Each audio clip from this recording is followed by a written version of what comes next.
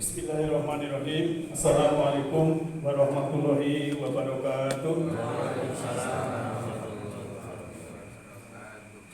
Alhamdulillah, nahmaduhu wa nasta'inuhu wa nastaghfiruh wa na'udzu billahi min syururi anfusina wa min sayyiati a'malina may yahdihillahu fa huwal muhtadi wa man yudlil falan tajida lahu waliyyan mursyida. Asyhadu an la ilaha illallah wahdahu la syarika lah wa asyhadu anna Muhammadan abduhu wa rasuluhu la nabiyya ba'da. Allahumma sholli ala Muhammadin wa ala alihi wa sahbihi ajmain, amma ba'd. Subhanaka la ilma lana illa ma 'allamtana innaka antal alimul hakim. Rabbi shrah li sadri wa yassir li amri wahlul 'uqdatam min lisani yafqahu qawli. Yang terhormat penasihat PCM, yang terhormat Ketua PCM, Ketua PCA, dan pimpinan harian, juga Ketua Lembaga dari PCM Sukoharjo dan PCA Sukoharjo, yang terhormat Ketua Ranting Sukoharjo, dan juga yang terhormat Ketua Takmir Masjid dan semua pengurus dan kaum muslimin wal muslimat rahimakumullah, adik-adik yang saya cintai. Marilah kita bersyukur bahwa pada malam hari ini kita masih diberikan kesempatan untuk silaturahim, beribadah, dan juga sharing ilmu. Bersyukur dalam arti membuka mata hati, membuka mata jiwa, membuka mata batin, karena syukur itu lawan dari kufur. Lain syakartum la azidanakum balain kafartum inna adzabi lasyadid. Jadi kufur itu artinya tertutup atau mendustakan, kalau syukur itu menerima atau terbuka. Bapak Ibu yang saya hormati, dengan bersyukur kita bisa ke masjid. Sebab napa nggih? Misalipun nggih niki ning mboten enten, misalipun salah setunggal bapak napa ibu mriki minjang esuk minjang niku wonten berita bapak A misalnya meninggal dunia, terus rencange ngertos, walah lah aku mau bengi ngerti nang Masjid Al Amin, muga-muga husnul khotimah, insyaallah husnul khotimah, mesti ngoten nggih. Tapi nek jenengan kepanggih tiyang nongkrong neng buk nggawa botol, esok mati, kira-kira dikabari mati ngono ngendika husnul khotimah mboten Bu? Lah aku cedhok mah bengi nongkrong neng buk karo nggawa botol ngombe misalnya gitu. Ya inilah perlu kita syukuri. Jadi bersyukur ya. Nah, Bapak Ibu yang saya hormati, di sini secara geografis tempatnya para ulama. Saya tahun 73 sampai 75 itu kalau ngaji ke tempatnya Pak Kiai Nur Salim di Nausorok situ. Dan ada juga Pak Khalil itu kalau di RSPD Mantap. Ada Pak Abu Thoyib, ya, tokoh-tokoh dari kita. Dan yang berkesan juga sebelah utara ini almarhum Bapak Haji Samsudin. Itu kalau menerangkan kemusyrikan luar biasa. Kalau dulu kan masih banyak orang yang cari pesugihan, boleh pesugihan. Nek balaan ki marai sugih. Niki kula nirokke Pak almarhum Pak Haji Samsudin iki. Sespleng wae. Nek balaan ki marai sugih, mbok kere-kere pasar kae diangkuti nggawa truk ning balaan ngoten. Kula kelingan sepriki niku. Mungkin Bapak Ibu yang sepuh niku sok kemutan nek Pak Haji Samsudin sok wonten niku.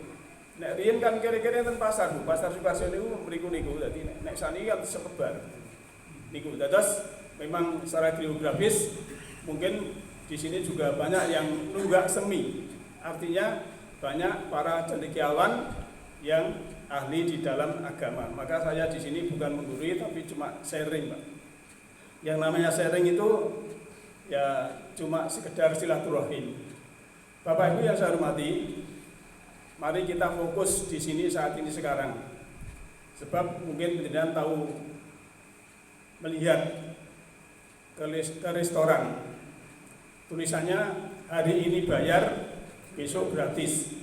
Atau naik angkutan juga begitu. Hari ini bayar, besok gratis. Akhirnya besok naik lagi atau jajan lagi, ya tulisannya seperti itu. Jadi bayar terus. Itu maksudnya apa? Punya pesan bahwa kita itu supaya fokus saat ini, di sini, sekarang. Nah, ini bulan Ramadan. Rasulullah juga pesan, khairukum man ta'allamal Qur'an wa 'allamahu.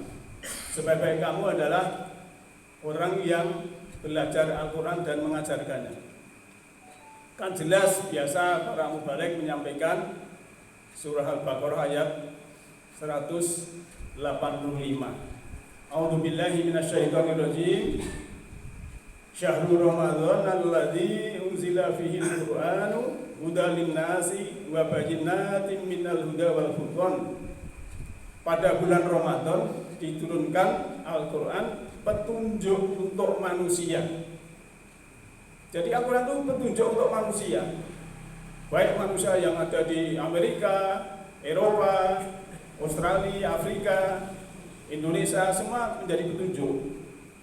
Cuma masalahnya yang diambil cuma kadang ilmunya tidak diimani, karena Al-Quran itu sumber ilmu. Kalau kita membaca bukunya Agus Purwanto, dokter yang ahli astronomi dari PP, kenapa ayat-ayat semesta itu jumlahnya 800-an lebih, sedangkan ayat wudu itu hanya 2, An-Nisa ayat 143 dan Al-Maidah ayat 6. Tapi yang hubungan dengan alam semesta ini jumlahnya 800 lebih. Ini bukunya Agus Purwanto, dokter yang kuliah di Jepang. Bukunya judulnya Nalar-Nalar Ayat Semesta. Nah, ternyata Al-Quran juga memberikan isyarat, Pak. Misalnya ya, bumi kita ini ada ayat yang mengatakan inna fi khalqis samawati wal ardi wa ikhtilafil laili wan nahari la ayatin li ulil albab. Pergantian siang dan malam ya. Maksud saya penciptaan langit dan bumi dan pergantian siang dan malam itu adalah tanda atau ayat bagi ulul albab. Ulul albab itu orang yang menggunakan akal. Semua orang punya akal, tapi tidak semua orang menggunakan akal. Ini namanya ulul albab. Nah, para ahli astronomi dan fisika menyelidiki ayat itu, kok bumi kok ada siang ada malam. Ternyata bumi kita ini, para ahli memperkirakan 600 triliun ton berotasi dengan kecepatan 1665 km per jam, berevolusi mengitari matahari setahun itu dengan kecepatannya 103.000 km per jam.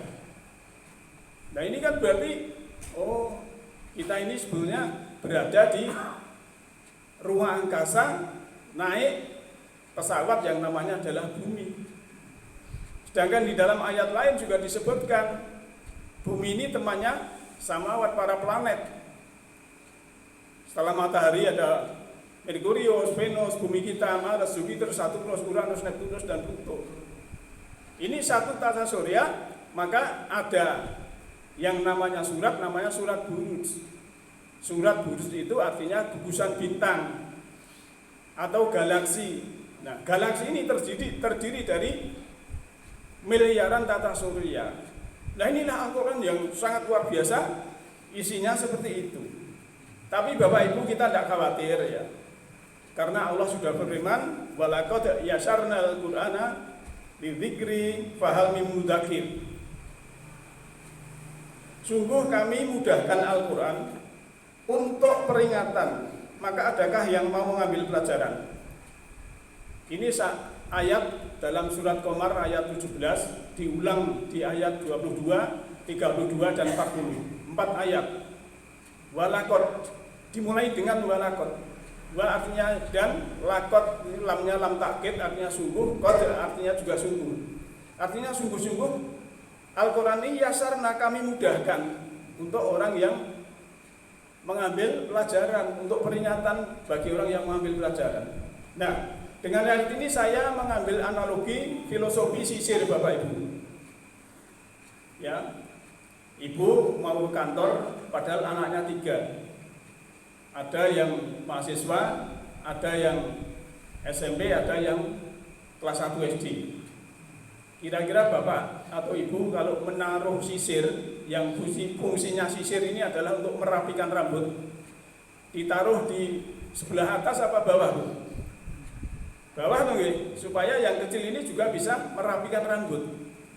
Nah, begitulah Al-Quran yang petunjuk untuk manusia ini, siapapun bisa mengambil petunjuknya untuk merapikan apa? Merapikan kehidupan. Kalau sisir Pak tadi untuk merapikan rambut, tapi kalau Quran itu untuk merapikan kehidupan. Jadi wong bodoh, istilahnya ilmunya sithik nggih saged, orang pinter nggih saged. Kuncinya adalah kados Imam Ghazali, duwe ilmu kuwi siji iso bisa membuka mata kolbu, mata hati. Yang kedua, berwawasan tambah luas. Jadi kalau mungkin kita ngaji ke sana ke sini itu wawasannya harus luas. Oh, Islam ini universal, kosmopolitan, humanis. Jangan malah ngaji sana sini pulang-pulang wah itu bid'ah, itu kafir, itu salah. Itu namanya wawasannya tidak luas.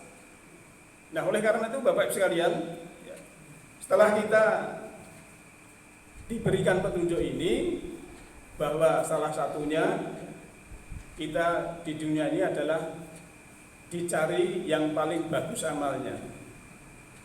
Waladzi khalaqal mauta wal hayata liyabluwakum ayyukum ahsanu amala.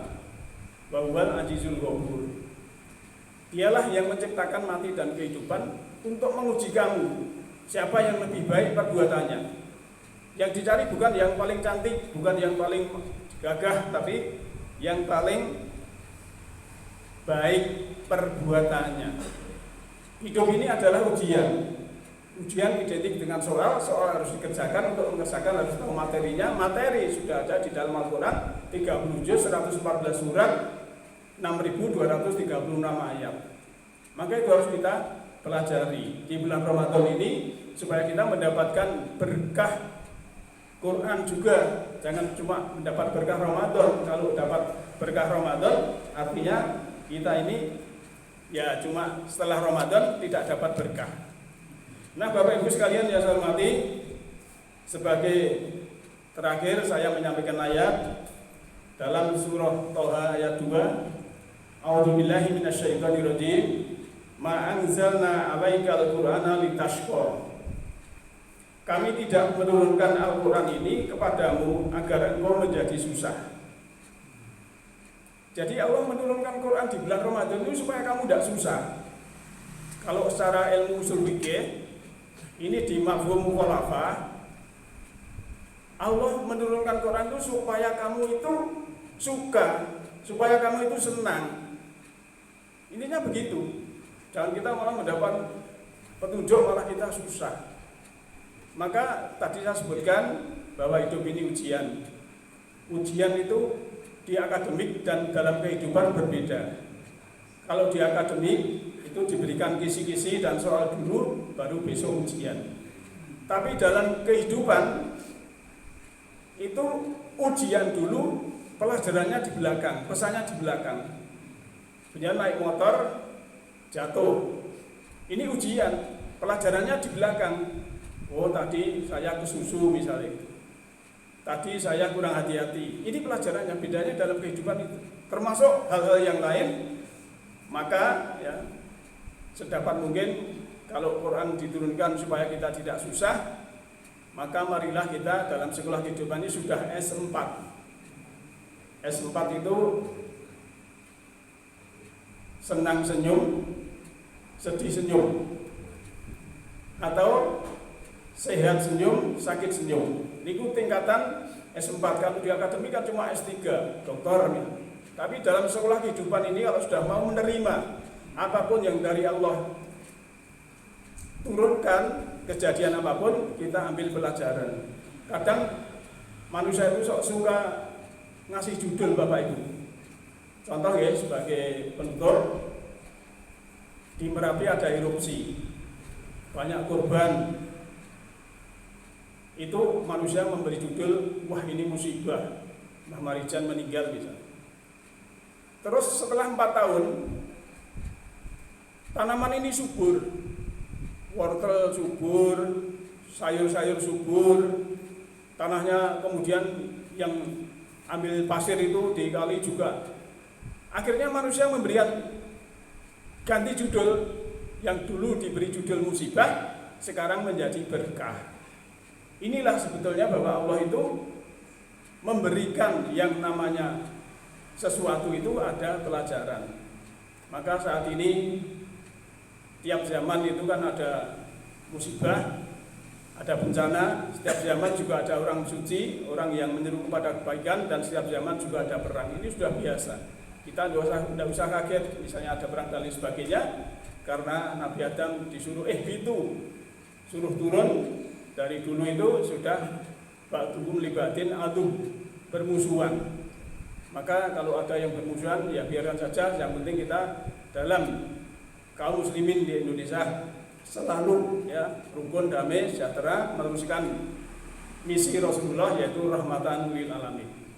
Bapak Ibu, semoga kita bisa meneruskan rahmatan lil alamin atau penebar rahmat di semesta ini, sehingga kita akan mendapatkan kebahagiaan dunia dan akhirat. Yahdillahu linurihi ma yasha. Allah memberikan petunjuk semesta ruhani kepada siapa yang kehendaki. Siapa yang kehendaki adalah orang-orang yang berkehendak. Nasrun minallahi wa barakatuh. Alhamdulillahi rabbil alamin. Assalamualaikum warahmatullahi wabarakatuh.